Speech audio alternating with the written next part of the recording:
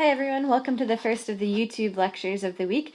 In this one I'm going to hit the high points of long-term Earth history. It's going to be quite fast-paced, but you're going to have more of a chance to look through this interactively in our class period. But thanks for tuning in today. So today what I will mostly be focusing on is we'll talk a little bit about how we measure divisions of age in Earth. We'll talk about the origin of life, focus on the rise of oxygen and ozone. You'll cover the speciation and extinction, primarily in the in-class activity.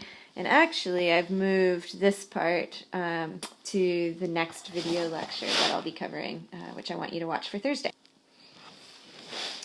So I'm not going to belabor the points in the study guide. This is mainly as a way to highlight the most important points for you all as you're studying for the exam and figuring out how much emphasis to place on the in-class activity versus what I'll be covering in this lecture. I'm going to waste time with these, but do go over them as a way you're studying. Where we're going to start out with is just a little bit of perspective on Earth's history. So the coarsest division of time in Earth history is the eon, and we are presently in the Phanerozoic eon. We're at the very top of this chart, but previous to that was the Precambrian eon, and that was divided into the Hadean, which started with the origin of Earth and ended when the first sedimentary rocks began to be deposited. Then there's the Archean period, when the oldest macrofossils were found, and then in the Proterozoic, the most important thing that happened was the rise of atmospheric oxygen, which made it possible for life to evolve, and life really exploded in the early Phanerozoic. So this diagram puts things into a little bit of perspective, because this whole period of time before life evolved, 88% of Earth's history is what we're talking about, and really most of what we think about when we think about the history of life on Earth is just the past 12% of Earth's history, 540 million years ago to the present. So a big question is how we know all of these ages. How do we go about dating the Earth? How do we know when these key events in history happened? And so one of the ways in which we can perform dating is through the use of the rock record. And this is probably a review for all or most of you, but I just want to remind you that there are three types of rocks, and there's a cycle between those three types of rocks. So igneous rocks are rocks that are spewed out of volcanoes. They're also called extrusive rocks because they essentially come from the molten magma and are spewed out through these volcanoes. Then those rocks are weathered. They're broken up into soils by plants.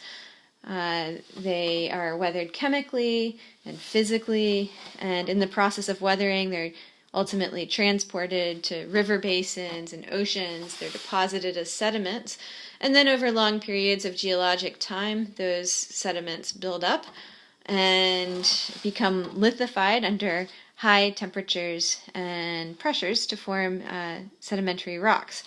As those rocks are buried even deeper and experience even higher temperatures and pressures, they undergo transformation of the mineral structure and are melted and reincorporated into magma. So this is called the rock cycle. You can see it's not a perfect circle. Igneous rocks can also become metamorphic rocks before becoming sedimentary rocks. All of these types of rocks can be uplifted through plate tectonics and exposed to weathering. But these different types of rocks really have different utility for dating. So we're going to talk about a couple of different types of dating, but let me just write some notes on this. So the sedimentary rocks, which we have here, are useful for what's known as relative dating, whereas igneous and metamorphic rocks are able to be used for absolute dating.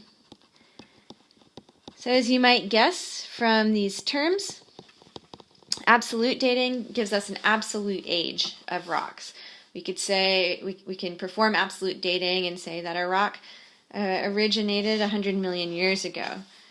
With relative dating, we could only say that one rock is older than another. So let's get into these a little bit more. So first of all, relative dating, which we do on sedimentary rocks, is based on stratigraphic and evolutionary principles. It's based on this rock cycle, how rocks are deposited. So the principles that are invoked in relative dating are known as Steno's laws, and there are really three principles. One is the principle of superposition, which means that sedimentary layers are deposited in a time sequence with the youngest ones on the top and the oldest ones on the bottom. Since most sedimentation happens in the ocean vertically, you could just think of the newer sediments falling and settling on top of the older sediments. Fairly straightforward. Also, when you're thinking about this mechanism, sediments are deposited roughly horizontally in uniform sheets. And this is called the principle of original horizontality. And then the third principle is the principle of floral and faunal succession, which is that assemblages of particular plant and animal species succeed each other in time. So humans came after dinosaurs, for instance. And we could use our understanding of the history of life to look at fossils that are present in different strata of sediments and figure out whether one of these strata is older than. So this illustration from your textbook shows these stratigraphic principles illustrated. So early in time, you have a stratum A, which is deposited, stratum B is deposited a little bit later, and then stratum C is deposited. So over here, we have the youngest sediments on the top and the oldest sediments on the bottom. But then things happen. The Earth is a tectonically active environment. There's folding, there's compression, there's uplift, there's erosion. And in the process, there are a few places, like over here in this box, where, well, you can see the strata are tilted, but if this fold becomes at an even higher angle, you could see that in some places A might actually be atop C, or if the tilting is more severe, layer A may be atop C. So geologists will look for things like fossil burrows to figure out what side is up and which side is down of these strata, and then they'll also look at assemblages of fossils present within those strata to figure out which ones were deposited. Now, absolute dating is based on an understanding of isotope dynamics. So isotopes have been called nature's atomic clock. Just as a reminder, isotopes are essentially different versions of the same atom that have different weights. An isotope has the same number of protons, but a different number of neutrons, okay? So isotopes are the same atom, so carbon, for instance, with differing atomic weights due to a different number of neutrons.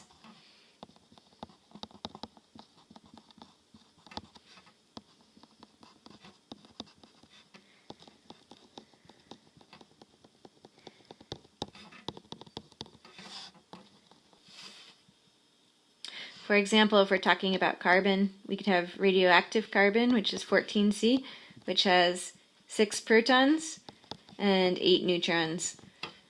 We also could have 13C, which is a stable isotope of carbon that doesn't decay over time. Again, 6 protons, it's the 6 protons that make it carbon, plus 7 neutrons. And then the most abundant type of carbon is C12, which has 6 protons and 6 neutrons. So if we're talking about radioactive carbon, and it is the radioactive isotopes that are used to perform this absolute dating, then over time, a certain proportion of the radioactive carbon pool will undergo a radioactive decay event. In a beta emission, a beta particle, which is an electron, is ejected from the nucleus, and a neutron is converted into a proton. So the result of this process with radioactive carbon is the loss of one of these 14C isotopes and the creation of a 14N stable daughter isotope. So this isotope, when it's stable, will not decay over time. There are also other types of radioactive decay. A proton can become a neutron rather than a neutron becoming a proton. And a nucleus can eject an alpha particle consisting of 2 protons and 2 neutrons. But the important thing here is that isotope concentrations decay at a rate that's proportional to the amount of isotope that's present. So at first, if you start out with a very large amount of a parent isotope, the decay is fairly rapid. As that amount of parent isotope becomes lesser, the rate of decay slows down, and so these curves trace out these exponential shapes over time. So radioactive decay is governed by half-lives. What a half-life is it is the amount of time it takes for half of the isotopes originally present in the sample to decay. Okay? Half-life is equal to the amount of time it takes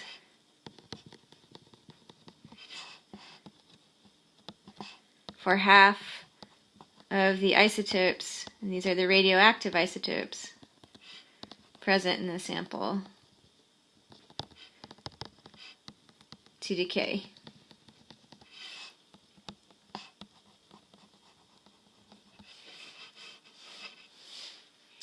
So just as an example, if we have 8,000 atoms of a parent isotope that are present initially, after the first half-life, you would end up with 4,000.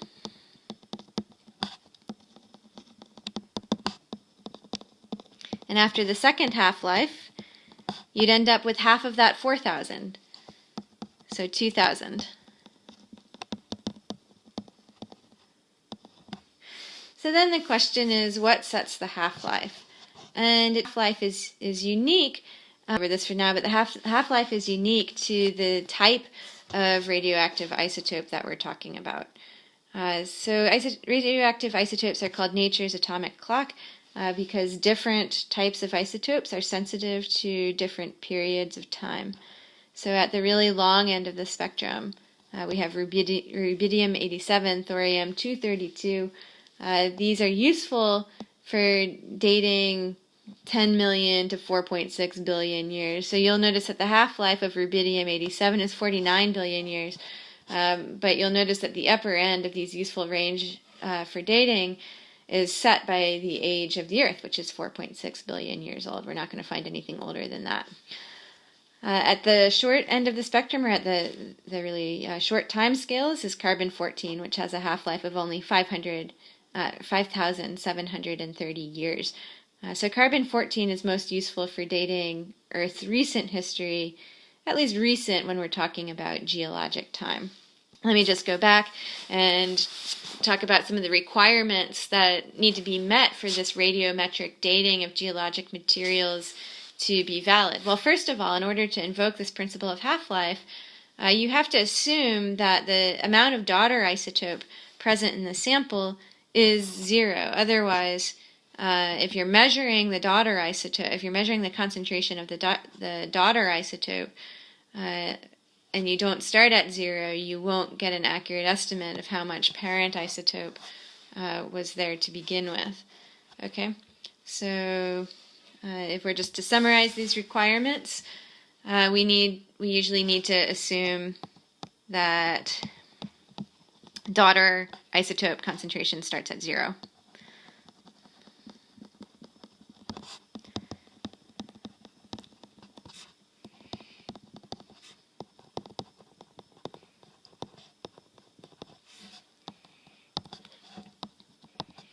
Secondly, we need to assume that the daughter isotope doesn't escape from the sample. We need to assume that what we're measuring is representative of how much of that parent isotope has decayed. So no escape. The reason why we can't do radiometric dating on sedimentary rocks is that the product can escape.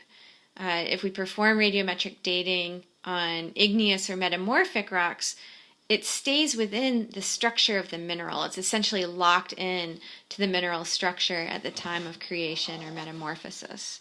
So it's worth noting again that this is only valid for igneous and metamorphic rocks.